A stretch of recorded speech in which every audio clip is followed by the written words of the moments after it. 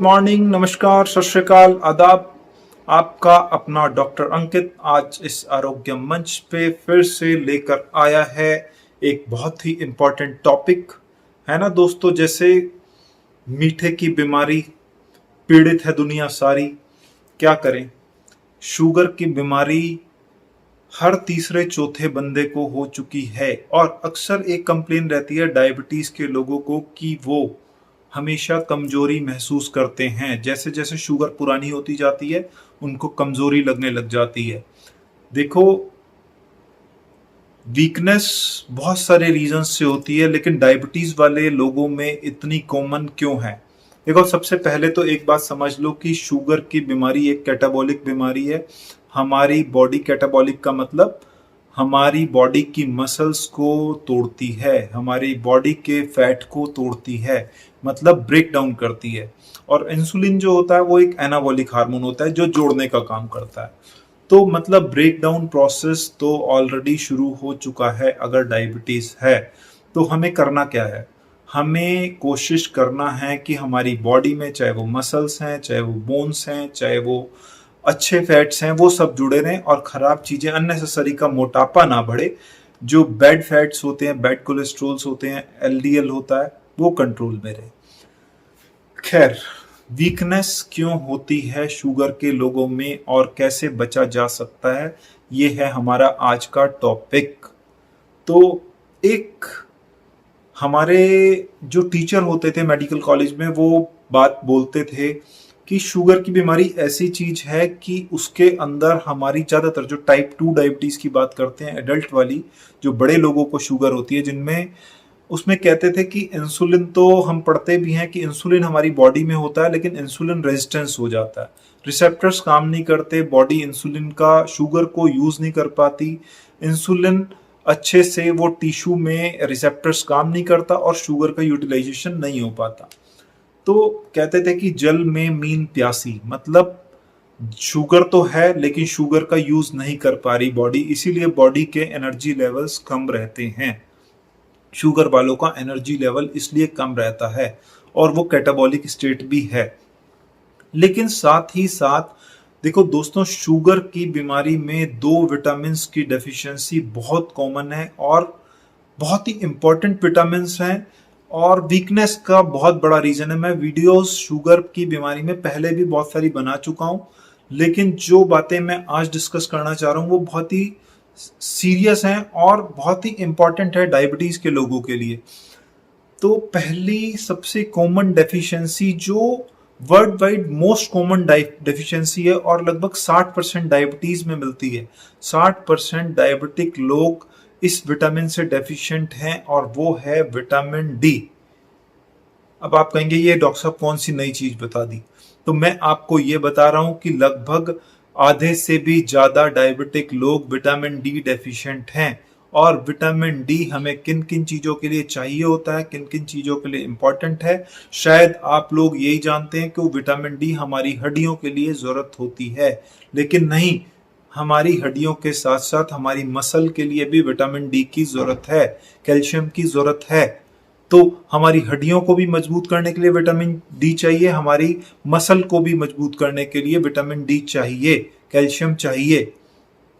नहीं तो हमें क्या होगा, बॉडी एक होगी, कमर में दर्द होगी, अक्सर डायबिटिक लोगों को होती है, आम लोगों को पेन होती रहती है, क्योंकि विटामिन डी डेफिशिएंसी इस समय most common world wide deficiency है और लोगों में, इवन नॉर्मल लोगों में भी विटामिन डी डेफिशिएंट रहता है। तो अब आपको ये भी पता होना चाहिए कि इसके साथ साथ और क्या क्या चीजें हो सकती हैं। ऐसा नहीं है सिर्फ बोन और मसल, साथ में हमारे मूड अच्छा रखने के लिए, मेंटल हेल्थ के लिए, इरिटेबिलिटी होती है जब विटामिन डी डेफिशिएंट होता है, पेशेंट के मूड स्विंग्स होते हैं, मूड डिसऑर्डर्स होते हैं, उनको एंजाइटी होने लगती है, वो डिप्रेशन में जाने लगते हैं। तो सिर्फ मसल बोन के लिए नहीं, हमारी मेंटल हेल्थ के लिए भी जरूरी है, हमारी इम्यूनिटी के लिए भी जरूरी है कि विटामिन डी लेवल ठीक रहे। नहीं तो आपकी इम्यूनिटी खराब होगी, आप इन्फेक्शन प्रोन हो जाएंगे, जल्दी जल्दी इन्फेक्शंस लगेंगे। साथ ही साथ हमारे बालों के लिए, जब हेयर लॉस हो रहा होता है तो हमेशा डर्मेटोलॉजिस्ट विटामिन डी लेवल्स कराते हैं और विटामिन डी लेवल सही होना जरूरी है हमारे हेयर लॉस को भी बचाने के लिए। अब विटामिन डी लेवल नॉर्मल कितना होता है ये भी पता होना जरूरी है। तो दोस्तों हमेशा विटामिन डी लेवल की रिपोर्ट्स में मत जाएं जब हमारा लेवल विटामिन डी का 20 से कम होता है, 20 नैनोग्राम पर ml, 20 ng पर ml से कम है तो मतलब आप डेफिशिएंट हैं। 20 से 30 लेवल है तो वो भी सफिशिएंट नहीं है, वो भी इनसफिशिएंट है। और 30 से ऊपर जब लेवल जाता है 30 से ऊपर तो मतलब सफिशिएंट है। अब आप ये देखिए कि अगर आपको 20 से कम लेवल है तो आपको इतने सारे खतरे हैं, सिर्फ हड्डियों का नहीं, सिर्फ मांसपेशियों का नहीं, सिर्फ मसल्स का नहीं, आपकी इम्यूनिटी भी वीक हो सकती है, आपका हेयर लॉस भी हो सकता है और साथ ही साथ आपको दिमागी दिक्कतें भी, आप एंजाइटी डिप्रेशन के शिकार भी हो सकते हैं। तो डायबिटिक लोगों में वीकनेस का एक बहुत बड़ा रीजन है। अब आपको ये भी याद रखना है कि विटामिन डी एक्सेस जो होता है वो भी टॉक्सिसिटी कोज कर सकता है। तो टॉक्सिसिटी विटामिन डी लेवल की तब होती है जब लेवल 150 क्रॉस कर जाए, 150 क्रॉस कर जाए। 150 Ng पर डेसीलीटर से ज्यादा विटामिन डी टॉक्सिसिटी करता है और उसके फीचर्स हमें पता होने चाहिए कि क्या होते हैं। हमें वो यूजुअली ऐसे नहीं होता कि हमने बहुत धूप सेक ली तो हमें नहीं होगा, अगर हम एक लिमिटेड अमाउंट में सप्लीमेंट्स भी लेंगे तो भी नहीं होगा। विटामिन डी टॉक्सिसिटी यूजली तब होती है जब इंजेक्टेबल फॉर्म में विटामिन डी ले रहे हैं या हमने ओवरडोजेस ले रही हैं। धूप सेकने से विटामिन डी लेवल कभी भी टॉक्सिक नहीं होगा, तो ये बात भी हमें ध्यान रखनी है। अब दोस्तों टॉक्सिसिटी के फीचर्स भी हमें थोड़े से जानने चाहिए कि उसमें गैस्ट्रिक फीचर्स हो सकते हैं, किडनी के फीचर्स हो सकते हैं, किडनी में स्टोन बन सकती है, बहुत सारा यूरिन आ सकता है, पेट खराब, नोजिया, दिल कच्चा या फिर हमारे बहुत ज़्यादा मसल वीकनेस, ये सारे टॉक्सिसिटी, विटामिन डी टॉक्सिसिटी के फीचर्स हैं। तो अब खैर बहुत जल्दी आ जाते हैं कि डायबिटीज़ में दूसरा विटामिन कौन सा है जो शुगर में वीकनेस का कारण है। वो है विटामिन B12। पहला विटामिन डी, दूसरी विटामिन B12 की कमी। क्यों? विटामिन B12 का लेवल, सबसे पहले आपको लेवल ही पता होना चाहिए कि विटामिन डी B12 डेफिशिएंट हम कब कहेंगे, जब लेवल 200 पिकोग्राम पर ml से कम हो। 200 to 900 इज ऑल राइट और 300 से 900 तो बिल्कुल ही ठीक है, 200 से कम इज डेफिशिएंट।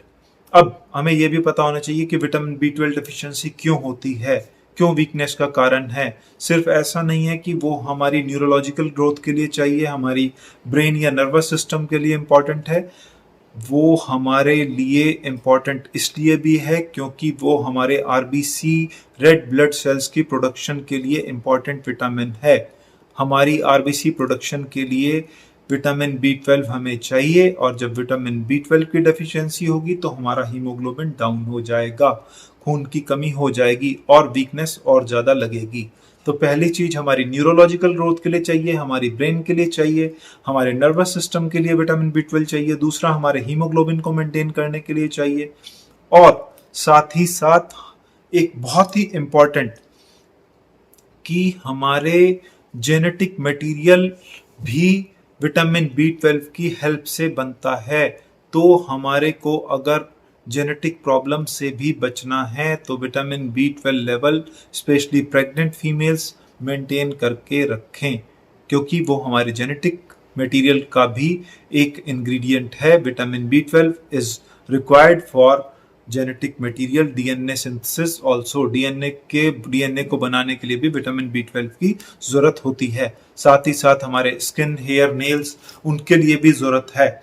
अब विटामिन B12 की डेफिशिएंसी के कारण और क्या क्या फीचर्स आते हैं। वीकनेस तो मैंने बताया शुगर के लोगों को रहती है, साथ में हमें जो पैरों में सुनपन, झंझनाट, जिसको हम नमनेस कहते हैं, टिंगलिंग कहते हैं, क्रैम्प्स पड़ते हैं। क्यों इतना विटामिन B12 की डेफिशिएंसी डायबिटिक लोगों में है?